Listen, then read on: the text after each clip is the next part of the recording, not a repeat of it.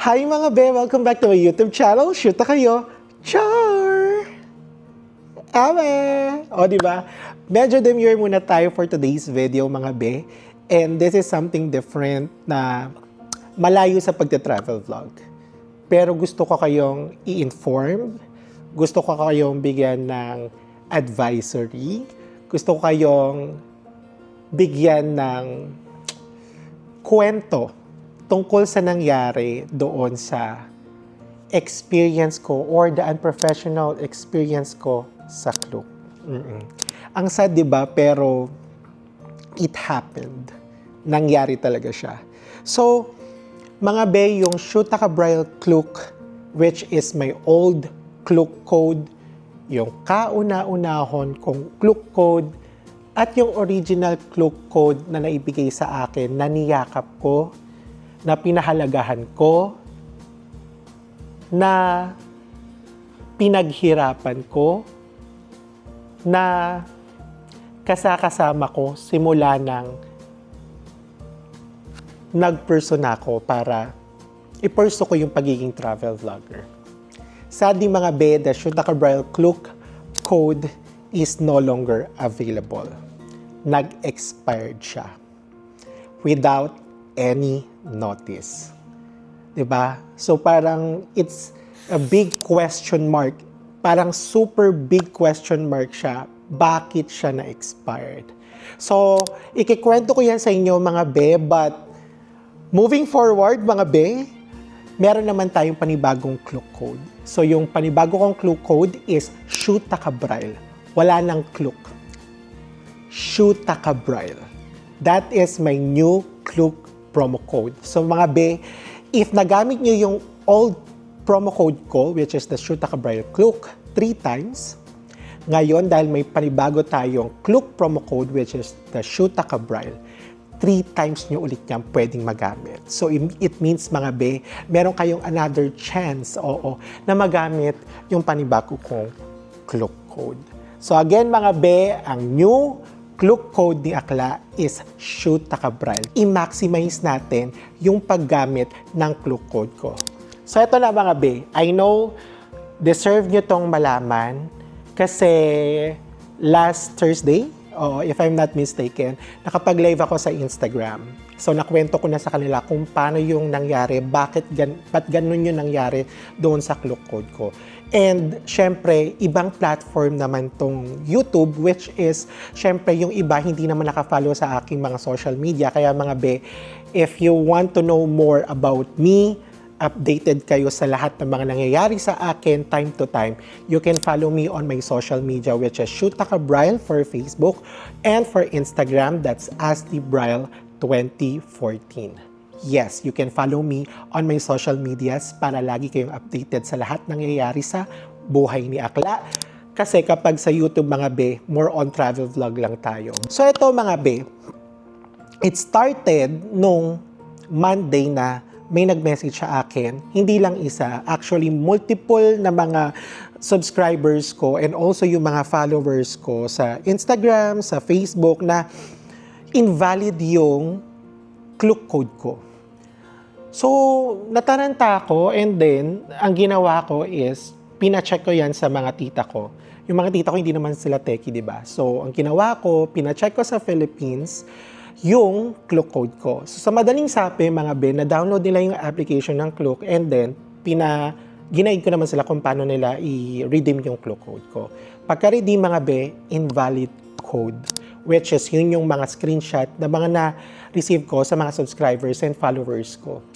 And also, just to make sure, baka siguro outside Malaysia lang siya may problema. So, tinry ko naman sa mga kasamahan ko sa Malaysia kung gagana yung Klook code ko. So, sa madaling sabi mga be, pinatry ko and then hindi rin gumana. Invalid code. So, kinabahan na ako. That's the time na before pa mangyari nung Monday na parang madami na ako nare-receive na mga messages or parang update na bakla hindi gumagana yung invalid yung promo code mo, hindi gumagana yung Klook code mo. So parang simula July 1 doon sa Klook Creator dashboard ko, wala talagang mga redemptions. So, nung first 3 days, July 1 to 3, parang sinasabi ko na lang sa sarili ko na parang, siguro kasi, dry season. Or kumbaga parang walang gumagamit ng Klook code, which is okay muna sa akin. And then, dumating yung parang few days, parang almost more than 1 week na parang nagtataka na ako, bakit wala pa ding nagre-redeem. So parang sabi ko, siguro, di ba parang delulu pa din na parang, okay, sige, baka siguro wala talagang nagre-redeem. So hindi siguro ngayon yung month ko. Or siguro, walang gagala. Siguro maulan or ganyan. Until nga, eto na, yung na-message na ako ng iba kong subscriber. And then, na-try ko nga na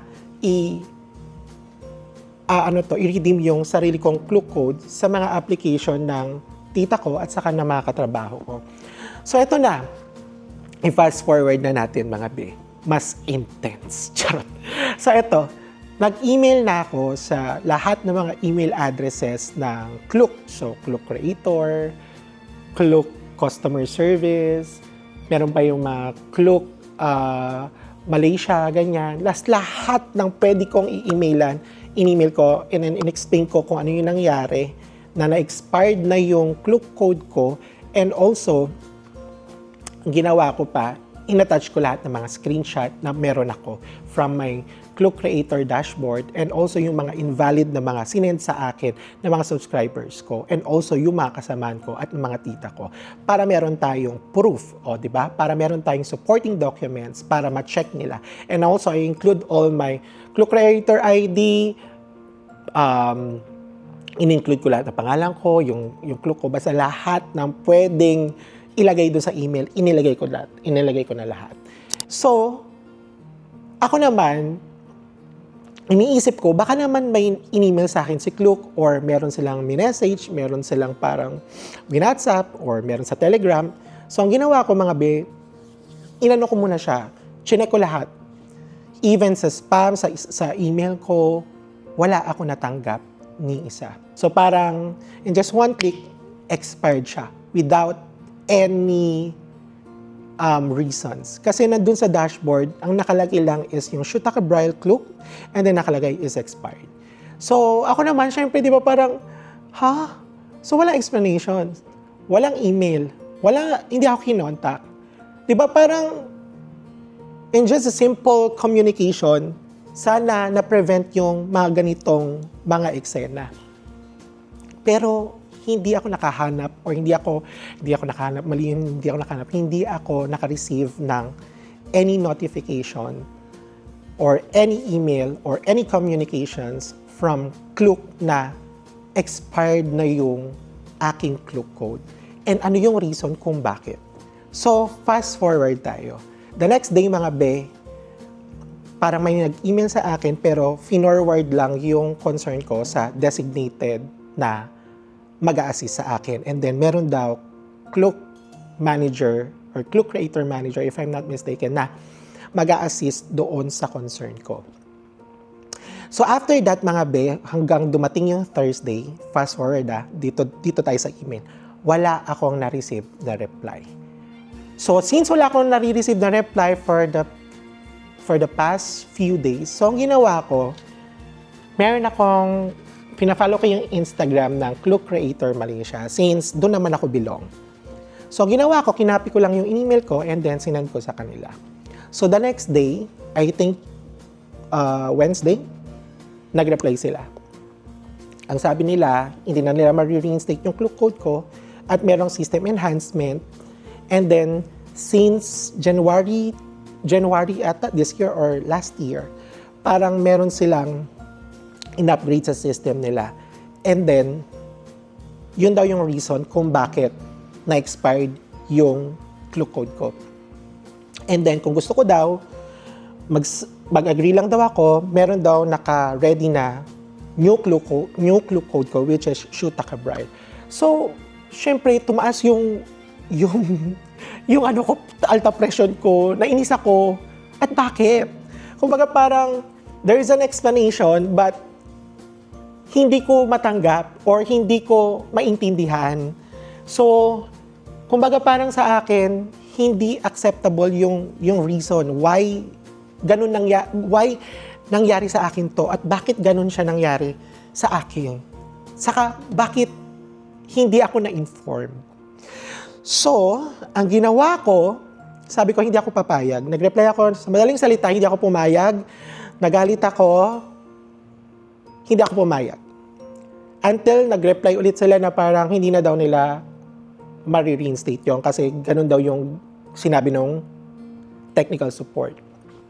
So, ang ginawa ko, mayroon naman akong mga friends and Klook creators na mga friends sa Instagram sa Malaysia, yung mga Klook creator Malaysia friends ko. So, minessage ko sila sa Instagram. And then, tinanong ko kung parehas ba nangyari sa kanila. Sabi nila, hindi. So, hindi naman daw sila affected or wala naman nangyari sa kanila. So, mas lalo ko nagalit kasi parang sa akin lang siya nangyayari. Sa akin lang siya na-expired. Ganon. Parang, bakit? Bakit ako? Of all people, why yung Klook code ko lang yung affected? Which is, yun din yung tinanong ko. So hanggang sa sobrang inis ko, kinonta ko yung dating Klook creator Malaysia head namin. And then sabi niya, kontakin ko daw tong Klook manager, ng Klook creator manager ng Malaysia, and then pwede akong humingi ng help. And then, sabi niya, pwede mo na siyang i-email. So, ang ginawa ko, the next day, in-email ko siya, which is Wednesday. So, the whole day, wala akong nakuhang reply. So, what I did, meron kasi akong sinamahang Klook creator na travel fest last year. So, meron kaming WhatsApp number, and nakita ko yung pangalan niya doon. So, direct, minessage ko siya sa WhatsApp, and then kinapi ko lang yung in-email ko sa kanya, which is hindi niya nire-replyan.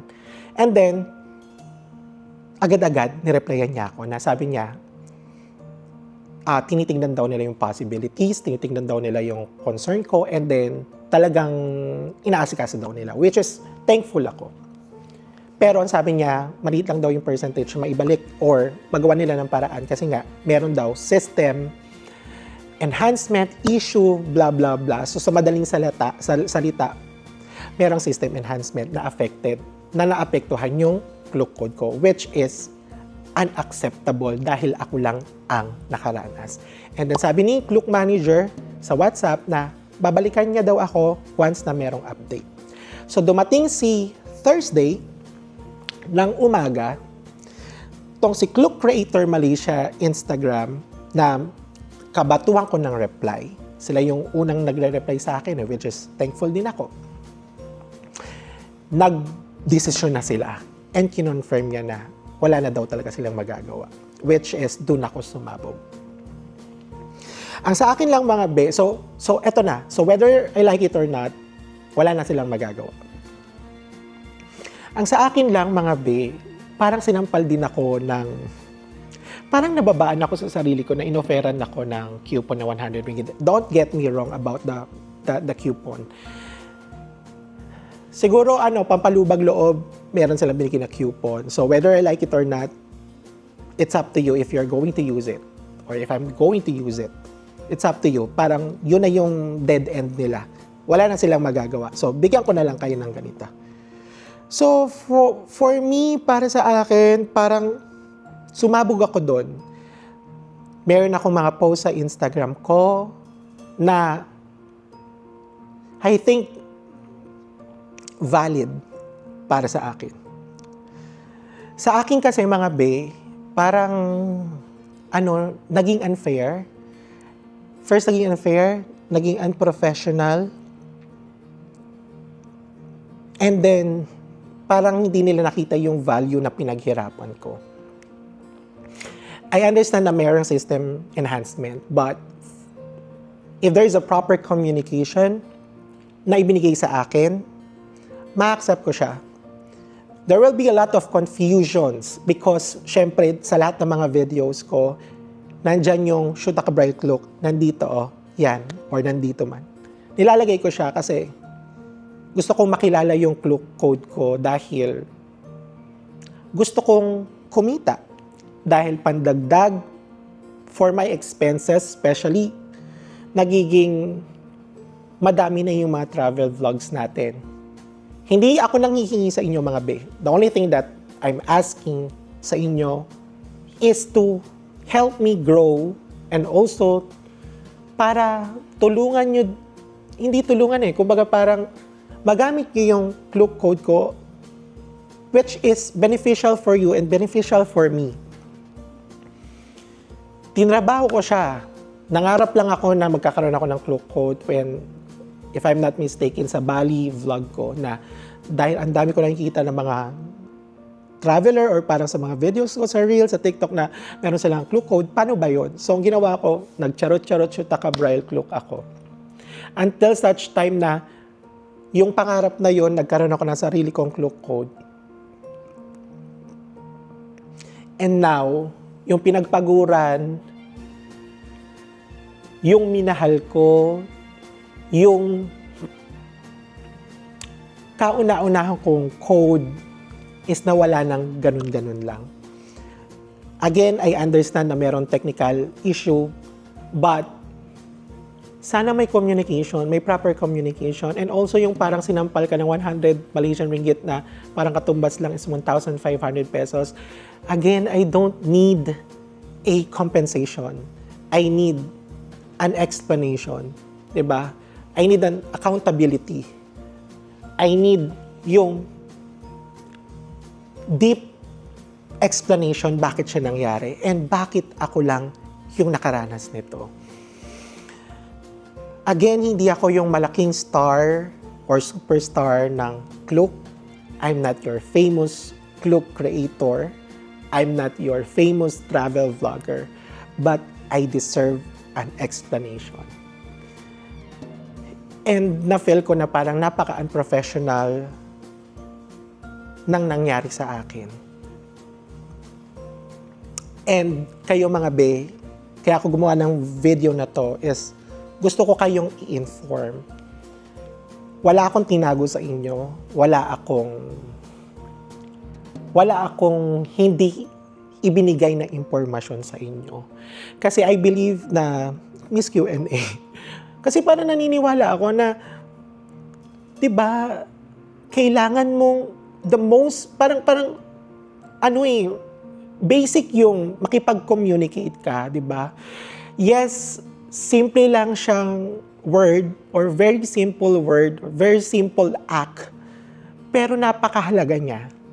Without communications, 'di ba? Hindi magiging magulo katulad na nangyari sa akin. So, sana hindi mangyari to. Sana hindi maulit ito. At sana hindi na ulit mawala tong panibago kong Klook code. Kasi, kung nung Thursday, galit na galit ako until kahapon, Friday, kasi ito Saturday, finifilm ko to. Iniisip ko na lang na ipinagpasa Diyos siya, kalimutan na siya, yung nangyari, pero yung old Klook code ko, hindi ko siya makakalimutan. Lagi siyang nasa puso ko dahil dito ako nagsimula. As we move forward mga be, na meron akong panibagong Klook code, iniisip ko na lang siya ngayon na in a positive way, in a positive way na siguro binigyan ako ng panibagong Klook code para mas ma-challenge ako, para mas makita yung kung paano ko siya palalaguin muli. At inisip ko na lang din kung nagsimula nga ako ng wala. Yung ngayon na kahit papaano meron na akong nabibuild na maliit na community. Kaya ko pa ding ipaglaban tong panibagong challenge sa akin ng panahon. So ayun mga be, wala nang emosyon kasi naiiyak ko na lahat. Maraming salamat sa inyo sa walang sawa ninyong pagsuporta sa akin. Maraming salamat sa inyo sa lahat ng gumamit ng old Klook code ko. From the bottom of my heart, maraming salamat. Alam ko na hindi lang naman dito sa Klook code or any codes nagtatapusan lahat, umiikot ang lahat.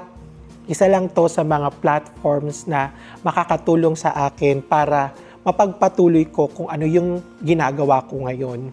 And thank you very much for that kasi ramdam na ramdam ko yung suporta ninyo simula nung nagsisimula ako hanggang ngayon. So ngayon, since meron na tayong panibagong clue code, limutin na natin yung nangyari. Let's move forward. I think it is also beneficial for me, beneficial for you, especially sa mga nakagamit na ng old clue code na 3 times yun na nagamit.